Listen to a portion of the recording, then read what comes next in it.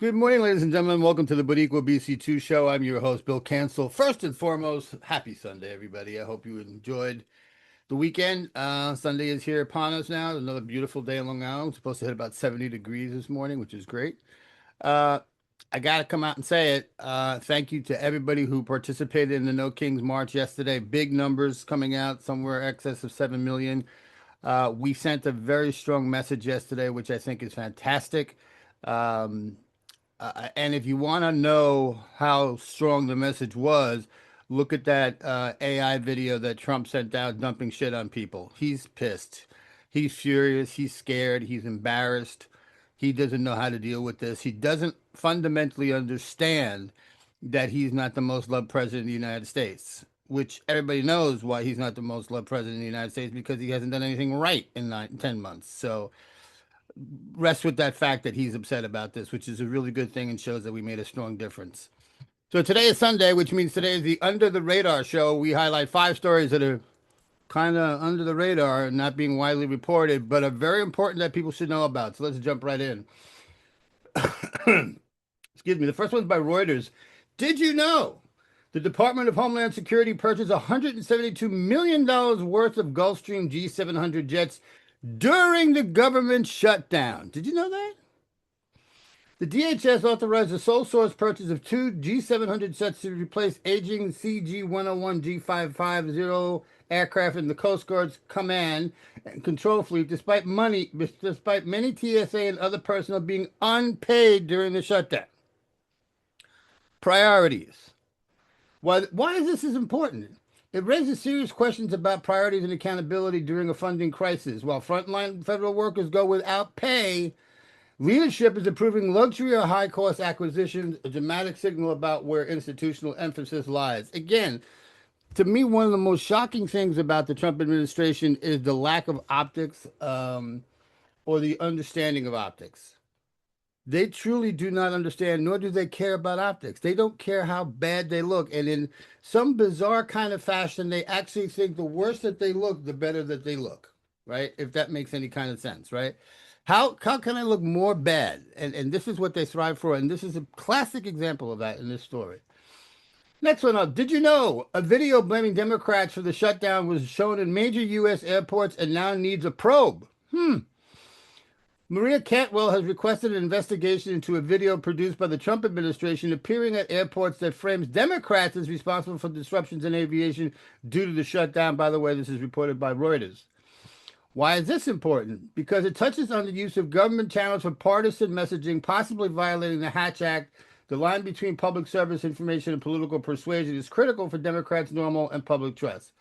I've seen a lot of many major airports. My own JFK has taken this down because they just think it's too political. This one is definitely under the radar by the Washington Post. Didn't know about that until this morning. Did you know a major campaign is underway in California to block a redistricting plan funded by the late Charles Munger Sr.'s family? Didn't know that.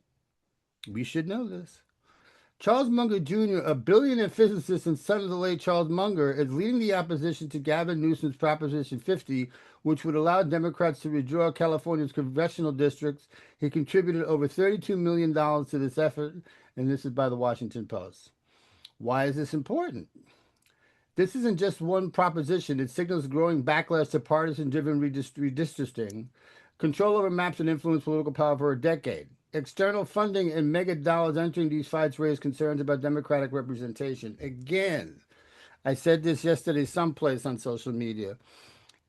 If your party is that strong and you think you are the best thing since sliced bread, there is no reason that you have to invest, right? Because you know you're going to get the voters because you're just that good. But if you have to gerrymander and you have to bankroll people and spend $32 million, that means just one thing. Your party and your platform suck. End of story. Next one up. Did you know that Representative Seth Moulton is challenging Senator Ed Markey for the 2026 Democratic nomination in Massachusetts arguing the party needs a generational shift. This is by AP News. Moulton, a Marine veteran House member since 2014, announced the primary challenge, calling, citing stagnation in the Democratic Party and pointing to younger leadership. Markey, who has held national office since the 1970s, who turned 80 early in the next Senate term. Why is this strong? Why is this important? Inter-party contests rarely dominate headlines, but they can signal deeper shifts in candidate profiles, party identity, and generational change. How the Democratic Party addresses leadership renewal may affect its electoral viability, and message. This is a tough one.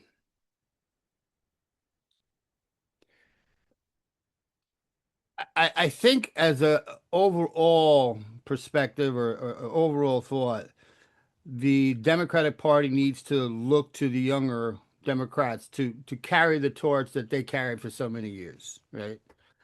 I think that that's important. I think that the senior Democrats should be mentoring these younger Democrats coming in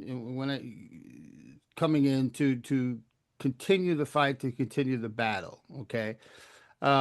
I personally like Senator Markey.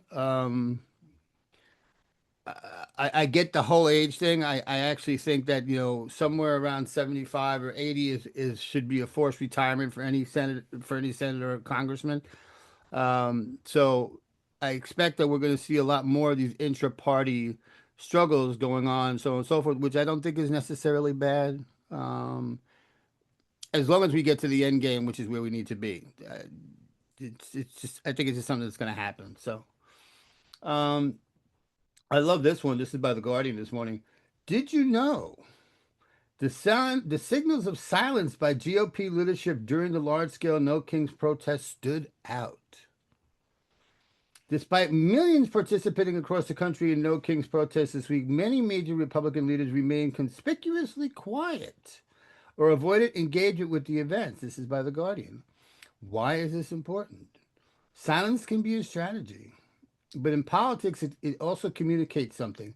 The lack of response from the GOP leadership may reflect internal disunity or reluctance to engage with the protest themes or authoritarian concern. Watching how a party handles dissent and protest networks offers insight into its health and its direction. So yeah, that last sentence really killed it here. This week is going to be very interesting for the GOP as to how they're going to react and talk about what happened yesterday. You will have your classic idiots who will come out and say it never happened. 10 people showed up. They were all paid Hamas supporters. They were all paid. George Soros was seen at 3 different rallies. I'm sure that that's going to come up, and so on and so forth. Um, and I think that the more that they lie about it, and the more that they fabricate what they think it really is, it's extremely telling to us because they really realize how terrifying yesterday was. If they weren't terrified about it, they wouldn't talk about it. It's just that simple. But if they're going to make up stories and so on and so forth, that really means the fact that they're terrified about it.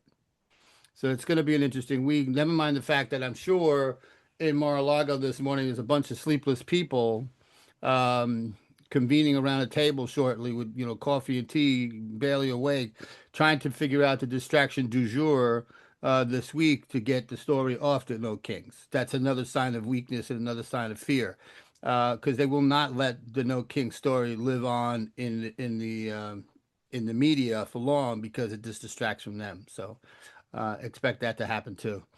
So I hope you enjoyed that. These are important stories that we should be knowing about that are just really not getting readily reported on. And that's the purpose of the show, is to bring those stories out so people are aware, because these are pretty significant stories. Have a great day, everybody. We'll see you again tomorrow. Bye bye.